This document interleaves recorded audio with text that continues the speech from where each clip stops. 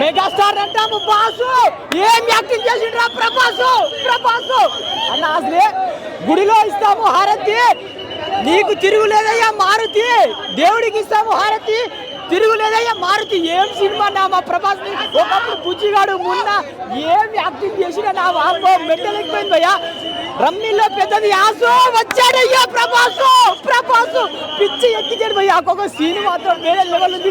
మన ప్రభాస్ ఆ crocodile fight ఉంటాయి నా ముసల్ని పట్టుకొని ఇలా కొడతాడు. ఆ డైలాగ్ ఏంటన్నా బుజ్జిగాడు సినిమా డార్లింగ్ అనుకుంటా. బాబా పిచ్చి ఎక్కేసింది భయ్యా. సినిమా అంటే ఇదే. మన ప్రభాస్ ఎలా చూసినా నాకే చాలా బాగుందన్నా.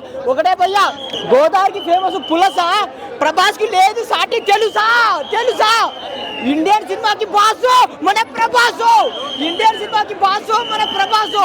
అయ్యా ఒక్కొక్క సినిమా చింపేసిండు. మనం సల్లారు కలికి ఆదిపురు చూసాం కదా. Romantic boy, cute boy, romance చేసిండు, లవ్ బర్డ్ ఇచ్చిండు. నాకు కావాల్సింది ఒకప్పుడు మిర్చి సినిమా రొమాన్స్ చేసిన, ఈ సినిమాలో మా ప్రభాస్ అన్న రొమాన్స్ చేసిండ్రు. లవ్ బైట్లు, హగ్గులు, సాంగ్స్ ఇరవై కొట్టిండు భయ్యా. మెయిన్ గా మాత్రం మల్లికా మోహన్ తో రొమాన్స్ చేస్తాడు, లవ్ బైట్. అబ్బో ప్రభాస్ అన్న మాకు కావాల్సిందే.